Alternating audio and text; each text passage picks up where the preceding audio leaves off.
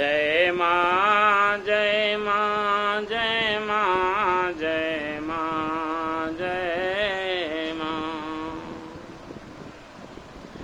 यथा सुअंजनि अंज दृग साधक सिद्धि सुजान। कौतुक देखहीं शैल वन भूतल भूरि निधान। गुरु जी की चरण रज को चाहे अंजन की तरह आँखों में लगा लो, चाहे तो शहद में जड़ी बूटी की तरह चूर्ण बना के चाट जाओ, चाहे तो श्रद्धा रूपी जड़ी बूटी को धर्ममय दूध में मिलाकर पी जाओ, तो अंदर से भी शुद्ध बाहर से भी शुद्ध। तो अगस्त ऋषि जी के एक सुतीक्षण जी शिष्य हैं और वो भगवान के प्रेम भक्ति में भगवान के दर्शन के लिए इतना व्याकुल हैं। वन में रह रहे हैं, आश्रम में रह रहे हैं, लेकिन प्रभु के भक्ति में प्रेम मग्न है। और जब उन्होंने ये सुना कि भगवान इसी रास्ते से आएंगे, तो उन्होंने जो है मतलब इतना प्रेम विह्वल हो गए कि जो है निर्भर प्रेम मगन मुनि ज्ञानी और कह न जाए सो दशा भवानी। शिव जी कहते हैं, शिव जी कहते पार्वती से इतना प्रेम मगन है कि वो दशा कही नहीं जा सकती। कैसे थे कि अविरल प्रेम भगति मुनि पाई। प्रभु देखें तरु टलुकाई। भगवान जो है जा रहे हैं, तो भगवान ने जब देखा मुनि इतना प्रेम मगन है, तो वो छिपकर उनको देखने लगे। और वो इतना मगन थे कबहु कपुनि पाछे करी जाई। कबहु कनती करई गुण गाई। इतना मगन थे कि कभी पीछे जाते हैं, कभी आगे जाते हैं, कभी नाचने लगते हैं, तो कभी गुणगान करने लगते हैं। तो अतिशय प्रीति देखी रघुवीरा। ऐसी जब प्रेम भक्ति देखते हैं प्रभु अपने भक्त की, अपने सेवक की, तो क्या करते हैं प्रभु। अतिशय प्रीति देखी रघुवीरा। प्रगटे हृदय हरन भवभीरा।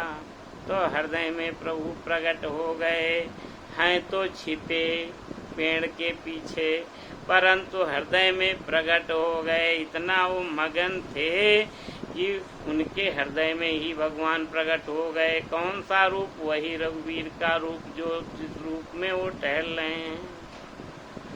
तो जब प्रकट हो गए तो मुनि जी इतना मगन हो गए दर्शन पा करके, जो भंवरे की तरह अपना मन जो भंवरा होता है, भंवरे की तरह होता है, वैसे चरण कमल रूपी कमल में, प्रभु के चरणों में कमल में जो है भंवरे की तरह उसमें जो है रसपान करने लगे। अंदर ध्यानिष्ठ हो गए और इतना ध्यान मगन हो गए, इतना ध्यान मगन हो गए। मुनिमन मधुप बसई जिन माही। प्रभु के चरण कमल ऐसे हैं कि जिनमें मुनियों के, ऋषि मुनियों के मन जो है भंवरे की तरह आनंद लेते रहते हैं। तो उसी तरह से आनंद लेने लगे और वो फिर ध्यानिष्ठ हो गए। तो वो जगाए जगते नहीं हैं, भगवान स्वयं आए। और स्वयं आए तो जब वो जगे नहीं, तो मुनि राम बहु भांति जगावा प्रगट न। यानी कि ध्यान, यानी इतना मगन है कि बहुत भांति से, बहुत प्रकार से जगाया, भगवान ने नहीं जागे।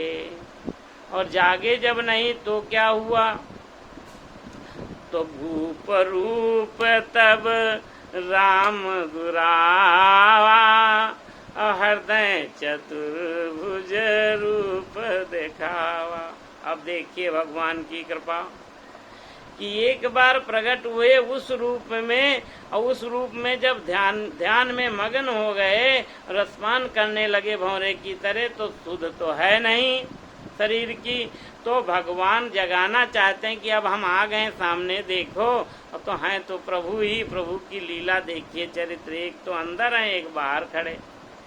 तब उन्होंने वो भूप रूप जो था अंदर का उसको छिपा लिया, अंतर ध्यान हो गए, और हृदय चतुर्भुज रूप दिखावा। और फिर हृदय में दूसरी बार प्रकट हो गए, चतुर्भुज रूप में प्रकट हो गए। और जब चतुर्भुज रूप में प्रकट हुए तो जो आनंद अनुराग ले रहे थे मुनि जी, वो आनंद उनको नहीं मिला। और जब वो आनंद नहीं मिला, चतुर्भुज रूप देख करके व्याकुल हो गए। व्याकुल हो गए तो ध्यान निद्रा टूट गई, और जब ध्यान से हट गए तो जागृत हो गए, यानी सांसारिक आंखें खुली। तो भगवान फिर तीसरी बार प्रकट हो गए। तीसरी बार में स्वयं रूप दिखा दिया, अपना रूप दिखाते हैं सीताराम लक्ष्मण के सहित। और जो ही दिखाया तो ही चरणों में गिर गए, चरणों में पड़े मुनि जो है मुनि को हृदय से लगा लिया, और हृदय से लगा लिया, हृदय में लगा करके, और जो ही सामने देखते हैं तो मुनि स्तब्ध हो जाते हैं। लेकिन बाबा तुलसी कहते हैं कि जथा सुअंजन अंज दृग साधक सिद्धि सुजान, कौतुक देखें शैल बन भूतल भूरि निधान। ऐसे ऋषि मुनियों की ज्ञान है, ऐसे गुरु जी का एक ज्ञान है। तो इस तरह से प्रभु को 3-3 बार एक ही समय पे प्रकट होना पड़ जाता है। बोलो जय सिया राम।